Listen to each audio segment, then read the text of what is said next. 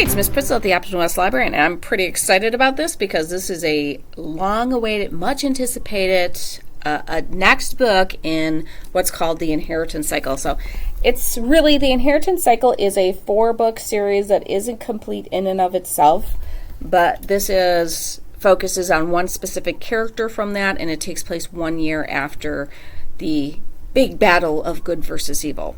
So if you have not read Christopher Paolini's Inheritance Cycle, Aragon, Eldest, Brissinger, and Inheritance, and you are a high fantasy reader, it is a must on your list, okay? Paolini was 15 when he wrote the first book. He self-published in 2002, so before social media, and he got an actual publisher for the book in 2023. So this was published on the, not exactly out to the date, but on the 20th anniversary year of the very first book. So this is Murtagh.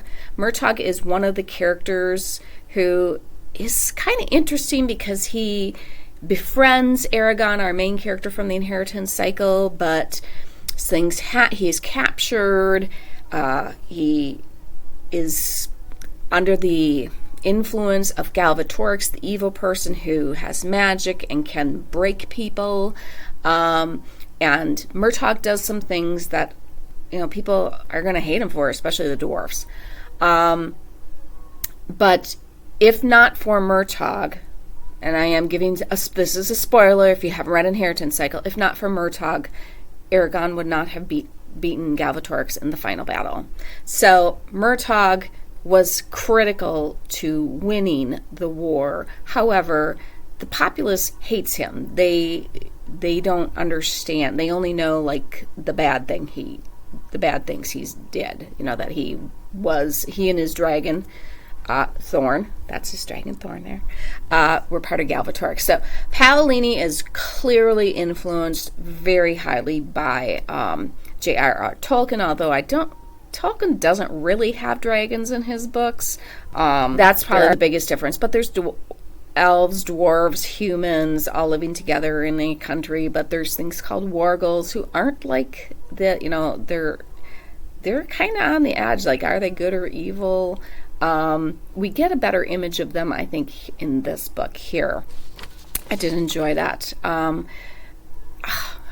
I just enjoy this book. So, like I said, everybody thinks Murtagh is evil, so he's keeping a low profile. But at the end of Inheritance Cycle, he was told by, probably the eldest dragon living that there was an evil lurking in the land. So Murtagh and Thorn are kind of investigating this, and their investigations lead them to see that this, whatever is going on, has people in spots all over the country.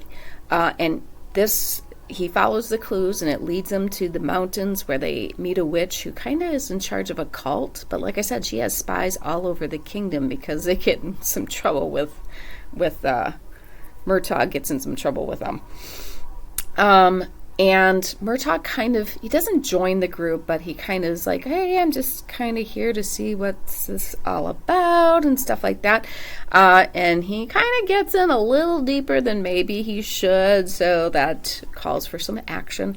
I will say this is not a short book. It looks actually longer than it is. It's under 700 pages, I want to say, with the author's note and everything, about 660. There are some actual pictures and maps and stuff like that as well that are included in this. So, like I said, if you haven't read the Inheritance Cycle, you need to. And if you have read the Inheritance Cycle, then you need to read Murtagh, because I think Murtagh definitely deserves his own story. The best news for me in reading this was the author's note saying, yes, people are calling this book number 5. The first series was 4. But the author says, it's not really number 5 because I have more plans for Alagasia.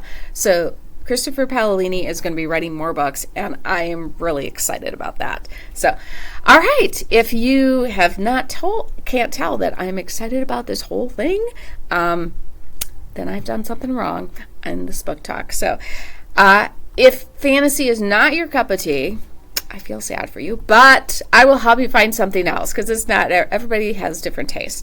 Have a fantastic day, and whatever genre you prefer to read, keep on reading.